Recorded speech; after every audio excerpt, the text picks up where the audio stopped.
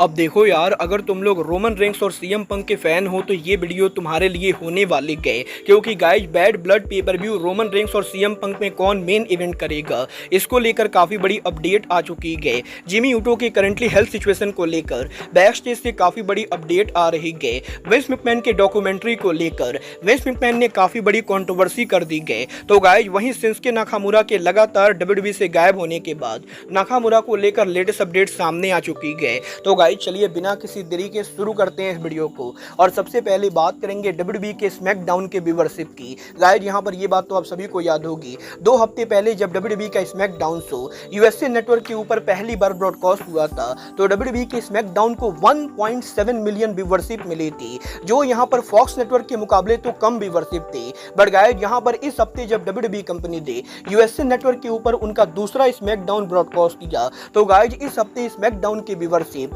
Last week के मुकाबले भी डाउन जा चुकी है। और इस हफ्ते डब्ल्यूडब्ल्यूई के स्मैकडाउन को मात्र यहां पर 1.4 मिलियन व्यूअरशिप मिली है, जो यहां पर डब्ल्यूडब्ल्यूई के लिए बिल्कुल भी बढ़िया नहीं गए। और यह कहना बिल्कुल भी गलत नहीं होगा कि व्यूअरशिप के मामले में डब्ल्यूडब्ल्यूई के इस हफ्ते का स्मैकडाउन शो बुरी तरह से फ्लॉप रहा है। और रोमन रेंस और कोडी रोड्स के शो पर अपीयर होने के बाद भी स्मैकडाउन को 1.4 मिलियन व्यूअरशिप मिलना यह डब्ल्यूडब्ल्यूई के लिए बिल्कुल भी बढ़िया बात नहीं है। बट गाइस चलिए फिलहाल आगे बढ़ते और बात करते हैं डब्ल्यूडब्ल्यूई सुपरस्टार जिमी ऊसो की। गाइस यहाँ पर ये बात तो हम सभी लोगों को मालूम है, जिमी ऊसो लगभग 3 महीनों से डब्ल्यूडब्ल्यूई के शो पर अपीयर नहीं हुए हैं और लगातार टेलीविजन से ऑफ रहने के बाद इस हफ्ते जिमी ऊसो के फादर रिकी ने सोशल मीडिया के ऊपर जिमी ऊसो के फैंस से ये रिक्वेस्ट की थी कि जिमी ऊसो के फैंस को जिमी ऊसो के लिए प्रे करना चाहिए। और जैसे ही रिकी का ये ट्वीट सामने आया, काफी सारे लोग इस चीज को लेकर कंसर्न थे कि जिमी ऊसो को आखिर क्या हुआ है कि रिकी यहाँ पर जिमी ऊसो के लिए प्रे करने की बातें कर रहे गए। वेल गाइस, फाइटफुल सेलेक्ट ने यह कंफर्म किया है कि रिकी के सोशल मीडिया पर जिमी ऊसो को लेकर पोस्ट करने के बाद भी जिमी ऊसो को यहां पर कोई ज्यादा सीरियस इंजरी या कुछ खतरा नहीं हुआ है। और गाइस यहां पर काफी सारे लोगों ने यह कंफर्म किया है कि जिमी ऊसो करंटली यहां पर पूरी तरह से ठीक है और पॉसिबली यहां पर जिमी ऊसो की या तो तबीयत खराब थी या यहां पर जिमी ऊसो की पर्सनल लाइफ में कोई प्रॉब्लम हुई थी, जिसकी वजह से रिकी ने सोशल मीडिया पर ट्वीट किया था। बट गाइस अच्छी बात यह है कि जिमी ऊसो को ना तो कोई ज्यादा सीरियस इंजरी हुई है और ना ही यहाँ पर जिमी ऊसो की तबीयत खराब है। वेल गाइज ये तो बात है जिमी ऊसो की। बट गाइज जहाँ तक बात रही जिमी ऊसो के ब्रदर जे ऊसो की, तो गाइज यहीं आज डब्ल्यूडब्ल्यूई के मंडे नाइट रॉ के ऊपर जे ऊसो के डब्ल्यूडब्ल्यूई में इंटरकॉन्टिनेंटल चैंपियन बनने के बाद अब डब्ल्यूडब्ल्यूई के अंदर डब्ल्यूडब्ल्यूई के former IC champion Bron Breakker के फ्यूचर को लेकर काफी बड़ी अपडेट आ रही है। गाइज यहाँ पर रेसलिंग ऑब्जर्वर डेव मेल्जर ने इस चीज को कंफर्म कर दिया है कि आज यहाँ पर ब्रॉन बेकर के डब्ल्यूडब्ल्यूई के आईसी टाइटल को हार जाने के बाद अब डब्ल्यूडब्ल्यूई के अंदर ब्रॉन बेकर ऑफिशियली यहाँ पर बेबी फेस बनने वाले गए।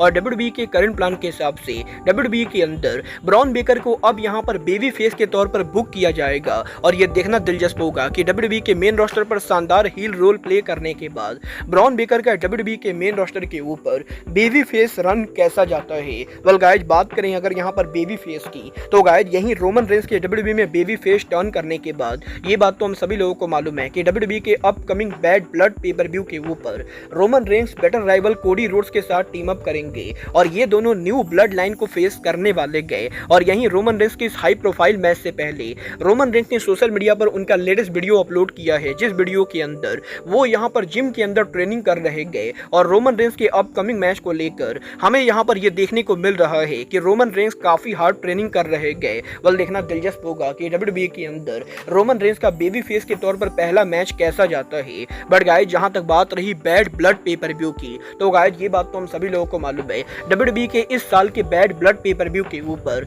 Best in the world CM Punk Drew McIntyre को हेल इन अ सेल मैच में कंपीट करने वाले गए। और इन दोनों के बेस्ट ऑफ 3 मैच के अंदर हमें यहाँ पर इस बार फाइनली बैड ब्लड के ऊपर इन दोनों के बीच में हेल इन अ सेल मैच देखने को मिलेगा। और जब से पंक और मैकिंटायर का ये मैच अनाउंस हुआ है तब से यहाँ पर इस चीज को लेकर रूमर चल रही थी कि सीएम पंक और ड्रू मैकिंटायर का यही मैच डब्ल्यूडब्ल्यूई के बैड ब्लड को मेन इवेंट करेगा। बट अब यहाँ पर जब पेपर व्यू के ऊपर रोमन रेंस कोडी रोड्स और ब्लड लाइन का मैच भी कंफर्म हो चुका है, तो गाइज इस चीज को लेकर रिपोर्ट आ रही है कि पॉसिबली सीएम पंक और ड्रू मैकिंटायर के मैच के जगह रोमन रेंस और कोडी रोड्स का टैग मैच मेन इवेंट हो सकता है। और वैसे तो डब्ल्यूडब्ल्यूई कंपनी ने करंटली ये डिसाइड नहीं किया है कि सीएम पंक और रोमन रेंस में से किसका मैच मेन इवेंट करेगा। बट गाइज यहाँ पर इस हफ्ते इंटरनली डब्ल्यूडब्ल्यूई के अंदर इस चीज को लेकर बातें चल रही थी कि सीएम पंक और ड्रू मैकिंटायर के मैच की जगह रोमन रेंस का मैच पॉसिबली पे पर व्यू को मेन इवेंट करेगा। वेल आपको क्या लगता है रोमन रेंस और सीएम पंक में से किसका मैच पे पर व्यू को मेन इवेंट करना चाहिए? आप लोग मुझे कमेंट करके बताएंगे।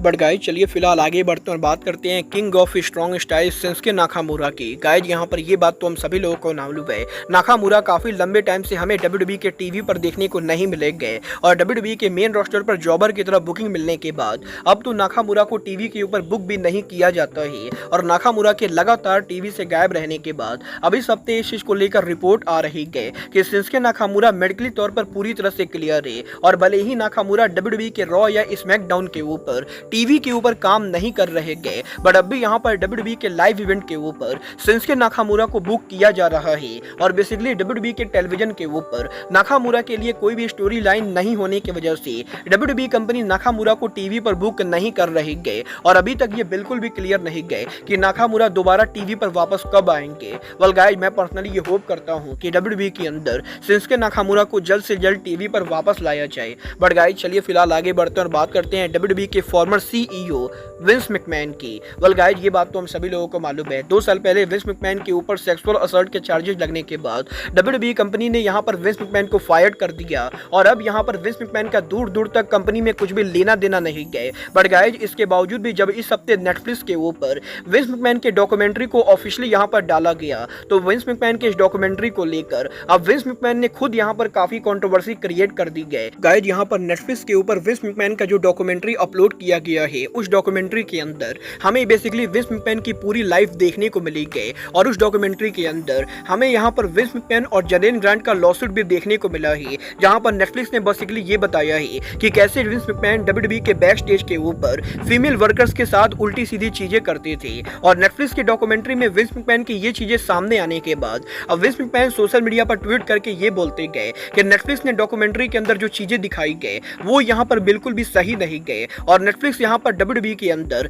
विंस मैकमैन को लेकर जो कुछ भी चीजें दिखा रही गए उनमें से काफी चीजें यहाँ पर गलत दिखाई जा रही गए और विंस मैकमैन यहाँ पर नहीं चाहते गए कि लोगों को नेटफ्लिक्स की इस डॉक्यूमेंट्री पर बिलीव करना चाहिए। वेल गाइस विंस मैकमैन के इस ट्वीट के बाद पीडब्ल्यू इनसाइडर ने अब ये कंफर्म कर दिया है कि नेटफ्लिक्स की ये डॉक्यूमेंट्री रिलीज करने से पहले विंस मैकमैन ओरिजिनली ये चाहते थे कि नेटफ्लिक्स यहाँ पर ये डॉक्यूमेंट्री रिलीज ना करे क्योंकि विंस को ये बढ़िया से पता था कि डॉक्यूमेंट्री के सामने आने के बाद लोग यहाँ पर विंस मैकमैन के लॉसूट और सेक्सुअल असल्ट के बारे में और भी ज्यादा जानने वाले गए जो यहाँ पर विंस मैकमैन के रियल लाइफ के ऊपर भारी पड़ सकता है और इसीलिए यहाँ पर डॉक्यूमेंट्री के लाइव जाने से पहले विंस मैकमैन ने यहाँ पर नेटफ्लिक्स को पैसे देकर उनकी डॉक्यूमेंट्री को पर्सनली खरीदने की कोशिश की थी, बट नेटफ्लिक्स ने यहाँ पर डॉक्यूमेंट्री को बेचने से मना कर दिया और विंस मैकमैन ओरिजिनली ये चाहते थे कि वो यहाँ पर डॉक्यूमेंट्री को खरीदकर इस डॉक्यूमेंट्री को हमेशा के लिए खत्म कर दे ताकि कोई भी यहाँ पर इस डॉक्यूमेंट्री को देख ही ना पाए। बट गाइस क्योंकि नेटफ्लिक्स ने डॉक्यूमेंट्री बेचने से मना कर दिया है तो इसीलिए अब यहाँ पर विंस मैकमैन सोशल मीडिया पर आकर